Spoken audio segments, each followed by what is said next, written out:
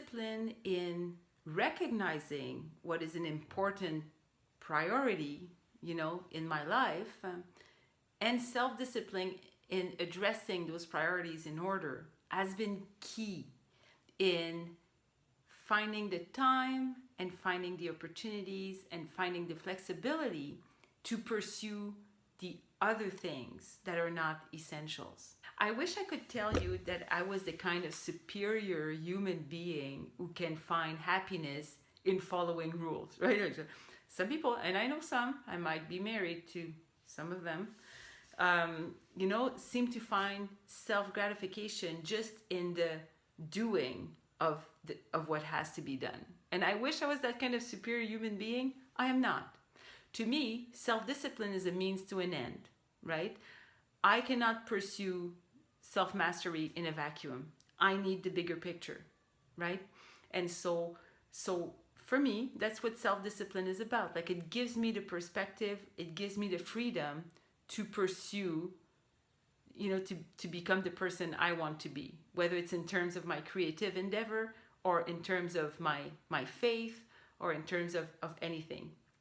Self-discipline allows me to become that person that I want to be. In my vocation as a mother, I have found the idea of the duty of the moment to be a very powerful one. So last Lent, so I'm Catholic. So what I'm about to talk about, to me, is Catholic tradition. But what I found is that the ideas I'm going to share with you exist in other religious practices or even meditative practices, right? So don't get caught up on the Catholic stuff. Just look at the bigger idea, because I'm sure that even if you're not Catholic, you can find parallels or similar ideas in the authors or leaders that inspire you in your own background. Okay, so big picture, but I'm a Catholic, so this is my standpoint, right?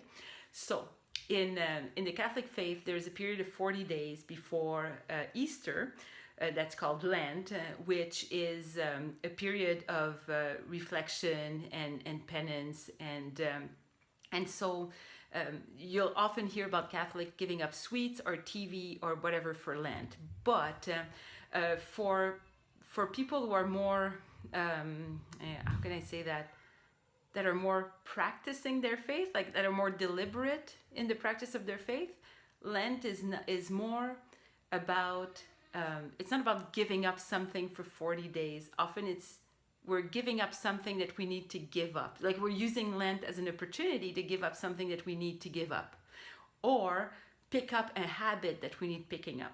So it's not just, we'll just white knuckle it through 40 days, right? It's about bigger change in our lives and in our interior life. Okay, and so my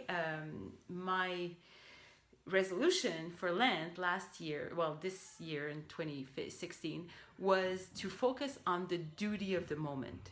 And so it's interesting, because I had heard about that concept of the duty of the moment, but I didn't know where it came from. And so I looked it up on the internet, and it turns out that it comes from the writing of a woman named Catherine Doherty, who is the founder of Madonna House here in Ontario, in Combermere. And Combermere, if you look on a map, like if you were where I'm sitting right now in my house, if you look on a map of Ontario, it's gonna look like in my backyard. So literally, it's in the rural Ottawa Valley. Catherine Doherty has a very roll up your sleeves and get to work approach to spirituality. So it's like finding spirituality, finding spiritual growth in your everyday life, in your circumstances, where you're standing.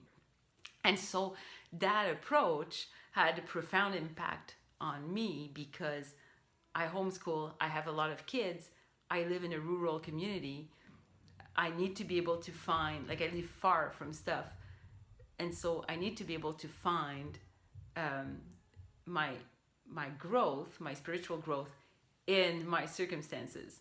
The duty of the moment is not only doing what we have to do, but it's also doing it when we have to do it. And that's often the challenge for us as mothers, right? Because there's always a bunch of things that are important, but we can use them as an escape too, right? If I'm cleaning my house instead of working, work and cleaning are both essentials. But if I'm using one to escape the other, I'm not gaining here. The challenge is often not that we need to do something, but to do it when it has to be done. I know that's my challenge. There's also another thing I wanted to touch on about the duty of the moment, is that you need self-discipline to recognize what is really important and what is really a duty, right? Because as a mother, it's easy to just replace one essential by another essential, right? Well, if you're cleaning, you might be toothbrushing your baseboards, right? And feeling like you're doing something that is really important.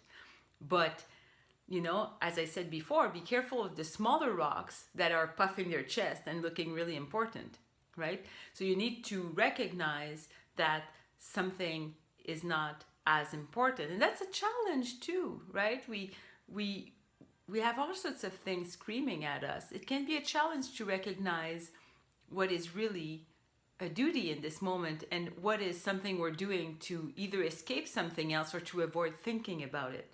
Toothbrushing your baseboards might be a case in point. Or maybe you have a sick child in your house that's immunocompromised, and toothbrushing your baseboards is actually a really important thing, right?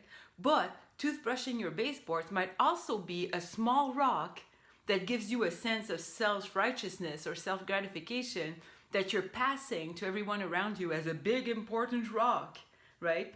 So you need that self-awareness to recognize what is really a duty and what is really a big rock.